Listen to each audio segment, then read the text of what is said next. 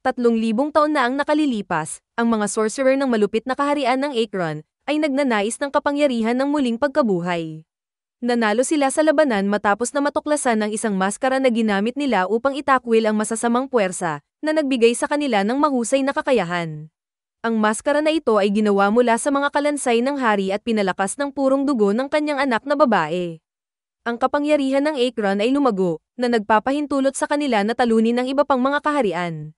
Isang tribo lamang mula sa Hilaga, ang Barbarian Tribe, ang nagawang talunin sila at sirain ang maskara sa mga piraso.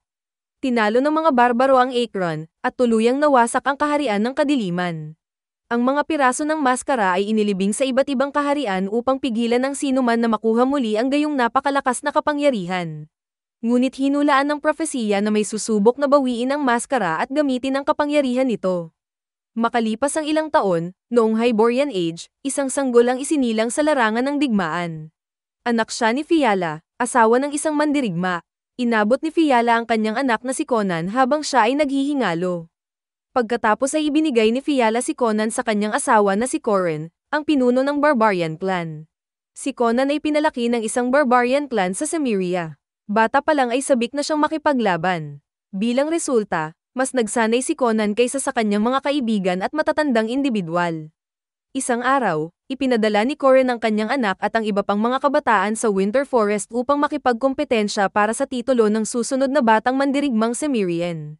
Sa panahon ng paligsahan, ang iba pang mga lalaki ay tumakbo nang makita nila ang mga kaaway na mandirigma mula sa ibang tribo.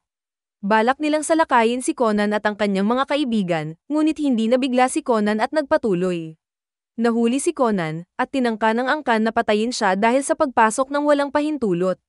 Si Conan ay nakipaglaban at pinatay silang lahat, at dinala ang kanilang mga ulo sa kanyang ama. Napagpasyahan niyang itatag ang kanyang sarili bilang isang tunay na mandirigma. Pagkatapos ay dinala siya ni Corin sa pagawaan kung saan sila nagtulungan sa paggawa ng armas. Sinabi ni Corin kay Conan na hindi pa niya magagamit ang espada, ngunit magiging kanya ito balang araw. Makalipas ang ilang araw, ang kanilang bayan ay sinalakay ng hukbong pandagat. Inutusan sila ni Kalarzim, na buuin muli ang maskara ng Acheron upang buhayin ang kanyang yumaong asawa, si Maleva. Siya ay isang mahusay, at masamang mangkukulam na sinunog ilang siglo na ang nakalilipas. Lumaban ang mga mandirigmang Cimmerian, kinuha ang kanilang mga sandata at sumakay sa kanilang mga kabayo upang harapin ang mga umaatake. Sa loob ng ilang segundo, ang bayan ay naging isang maigting na larangan ng digmaan, at hindi madaling natalo ang mga barbaro. Samantala, sa wakas ay natalo ang mga Cimmerian, at ang kanilang pinuno ay nasugatan at dinala kay Kalarzim. Ipinaliwanag ni Kalarzim kay Corin na siya ay bumubuo ng isang kaharian kasama ng iba pang mga pinuno at kailangan niyang sumama sa kanila. Hiniling ni Kalarzim na maging tapat sa kanya ang mga Cimmerian, gayon din na ang huling bahagi ng maskara ay ibigay sa kanya. Sa kabila ng matinding paghihirap, nanatiling matigas ang ulo ni Corin, at sinubukan ni Conan na iligtas ang kanyang ama, kahit na pinutol ang ilong ng pinuno. Gayunpaman, nagsimulang mapagod at manghina si Conan. Pagkatapos ay tinanong ni Kalarzim ang kanyang anak na babae, si Meret, na nagtataglay ng superpower, na hanapin ang huling piraso ng maskara. Hindi niya inaasahang nagtagumpay siya sa paggawa nito, pati na rin ang pag-agaw sa ginawang espada ni Conan at ng kanyang ama. Pagkatapos ay winasak ni Kalarzim ang pamayanan bago tumakas kasama ang kanyang puwersa. Samantala, isinakripisyo ni Corin ang sarili upang magawang tumakas ni Conan. Matapos gumuho ang Cimmeria, ginugol ni Conan ang sumunod na 2 dekada sa paggala, pagpatay at pagnanakaw sa mga tao sa paghahanap sa taong sumira sa kanyang tribo. Sa daan, nakatagpo niya si Artes, isang pirata ng Cimmerian, at naging matalik silang magkaibigan. Nagligtas sila ng mga alipin habang naglalayag. Hinanap ni Conan at Artes ang mga slave master isang araw at direktang inatake sila sa tabing ilog, at pinatay sila ni Conan at pinalaya ang mga alipin ng buong katapangan. Dinala ang mga alipin sa Mesantia, isang malapit na lugar sa baybayin. Nagpista at ipinagdiwang nila ang kanilang tagumpay sa lugar na iyon. Sa panahon ng kapistahan, namataan ni Conan ang isa sa mga pinuno ng tribo na sumalakay sa kanyang lungsod. Ang lalaki ay si Lucius, ang lalaking pinutulan ng ilong ni Conan ilang taon na ang nakakaraan. Hinahanap ni Lucius si Elishan, isang magnanakaw. Ginamit ni Conan ang pagkakataong ito upang gumawa ng kaguluhan para sa kanyang mga sundalo bago tuluyang sumuko at hinuli ng mga ito. Pagkalipas ng ilang araw, inatake ni Conan si Lucius at natalo ang lahat ng mga gwardya. Tinanong at pinahirapan ni Conan si Lucius. Ibinunyag ni Lucius ang kinaroroonan ni Kalarzim at ipinahayag ang kanyang layunin na hanapin ang pure blood na supling ng mga sorcerer ng Akron upang mailabas ang kapangyarihan ng maskara. Inihayag ni Lucius na maaaring mahanap ni Merrick ang babaeng pure blood descendant at ang huling supling ay kasalukuyang nasa Shaiper Monastery. Tumawid sila sa lambak, at naghanda si Conan ng pagtambang sa bangin dahil gagamitin ni Kalarzim ang rutang ito upang marating ang kanyang kuta. Agad na pinuntahan ni Conan si Kalarzim, ngunit ibinalik muna niya si Lucius sa mga taong inalipin niya, na umatake at pumatay sa kanya. Nagpasalamat si Elysian kay Conan at nangakong tutulungan siya sa assignment. Samantala, si Kalarzim at ang kanyang anak na babae ay patungo sa Shaiper Monastery, kung saan nakatira ang isang babaeng pureblood na nagngangalang Tamara. Nilusob nila ang monasteryo, ngunit tinulungan ng isang monghe si Tamara na makatakas dahil alam niya ang propesiya. Nagtanong si Kalarzim tungkol sa kinaroroonan ni Tamara, ngunit tumanggi ang monghe, kaya kalaunan ay pinatay siya ni Kalarzim. Agad na ipinadala ni Kalarzim si Remo, ang kanyang kanang kamay, upang hanapin si Tamara. Hinabol ni Remo si Tamara at muntik na siyang mahuli, ngunit dumating si Conan sa oras para tulungan siya.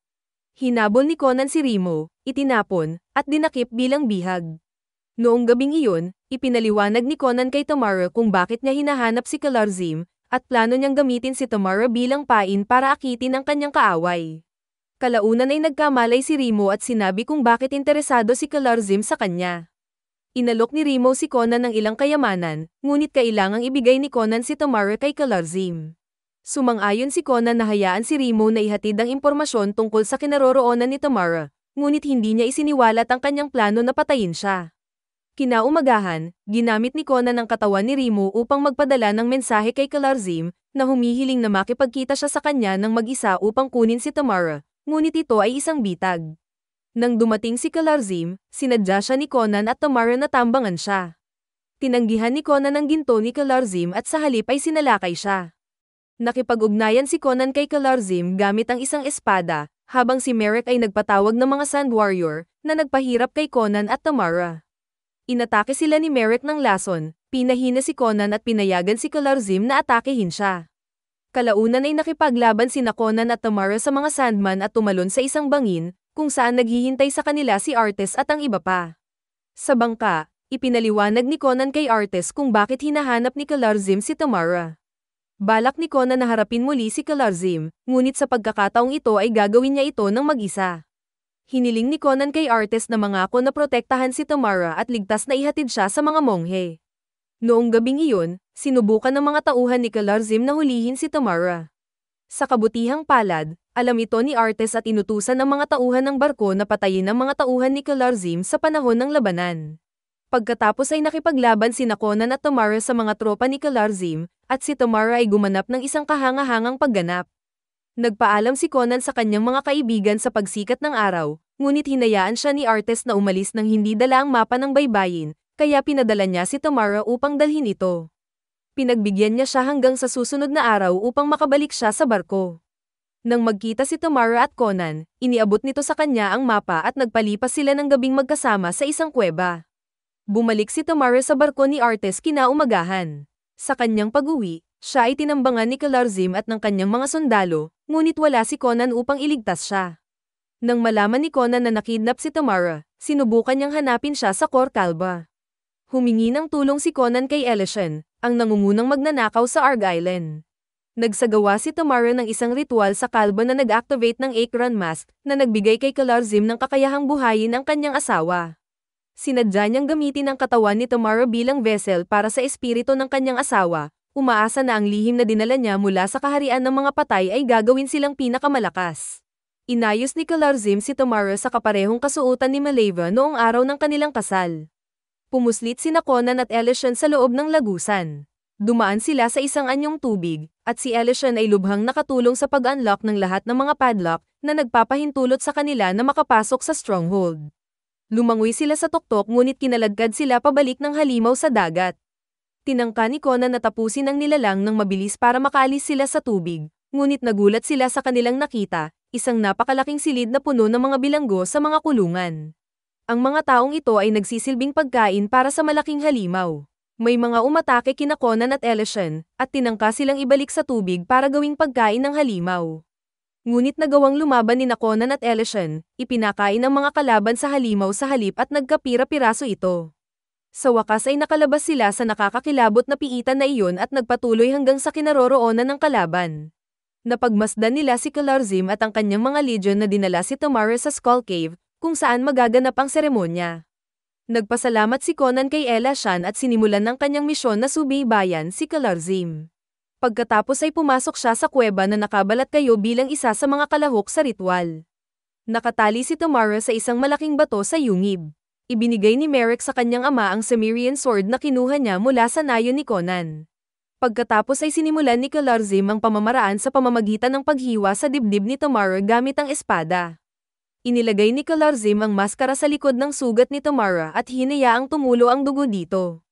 Nagsimulang gumalaw ang maskara na parang nagkaroon ng buhay, at inilagay ito ni Kalarzim sa kanyang mukha. Naramdaman ni Kalarzim ang kapangyarihan na dumadaloy sa kanya at naniniwala na sa wakas ay nakontrol na niya ang maskara, na naging sanhi ng pagyanig ng lupa at pagbagsak ng kuweba. Ang maskara ay nagsimulang isiga ang pangalan ni Maleva, at lumapit si Conan at inatake si Kalarzim. Nagsimulang gumuho ang kuweba bilang resulta ng malakas na output ng enerhiya ng maskara, at lahat ay nakatakas, iniwan si Conan at ang kanyang mga kalaban. Nalaglag ang kadena ni Tomara, na muntik ng matumba, ngunit nakaligtas siya. Naglaban sina Conan at Kalarzim, at nagpalitan ng pag-atake gamit ang kanilang mga espada.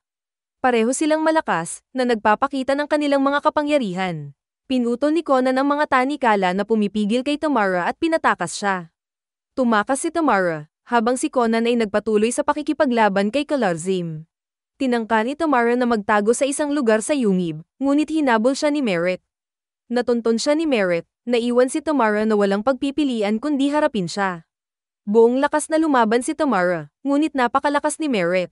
Bumagsak si Tomara sa lupa, at lalaslasin na sana ni Merrick ang kanyang mukha nang dumating si Conan para iligtas siya. Hiniwan ni Conan ang kamay ni Merrick, at sinipa siya ni Tomara sa bangin ng kuweba. Nahulog si Merrick sa bangin, bumagsak, at namatay. Lalong nagalit si Kalarzim matapos matuklasan ang katawan ng kanyang anak.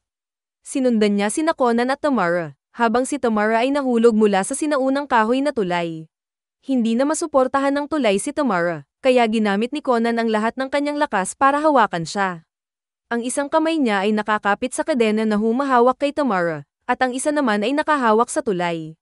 Lumapit si Kalarzim kay Conan at ipinagpatuloy ang pamamaraan sa pamamagitan ng pagtawag kay Maleva. Nagsimulang magbago si Tomara, ngunit napanatili niya ang kontrol sa kanyang katawan. Nakiusap siya kay Conan na bitiwan siya para harapin niya si Kalarzim, ngunit desidido si Conan na iligtas si Tomara, kaya nang lapitan siya ni Kalarzim, sinira ni Conan ang isang bahagi ng tulay kung saan siya nakatayo, kaya nahulog siya sa bangin at namatay. Ligtas si Tomara dahil naputol ang seremonya sa pagkamatay ni Kalarzim. Ginamit ni Conan ang kanyang huling lakas upang hatakin si Tomara sa tulay, at tumakas sila. Ibinalik ni Conan si Tomara sa kanyang tahanan at nagpaalam. Pagkaraan ng maraming taon, bumalik si Conan sa mga guho ng kanyang nayon upang ibalik ang ninakaw na espada. Naalala niya ang ipinangako ng kanyang ama, ang espada ay magiging kanya balang araw kapag handa na siya.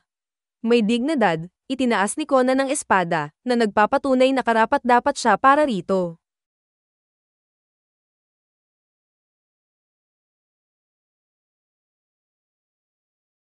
Dito na nagtatapos ang kwento. Kung nagustuhan mo ito, huwag mahihiyang pindutin ang like button, at kung hindi mo ito nagustuhan, pindutin ang dislike button ng 2 beses, para lang makasigurado. And as always, thank you for watching.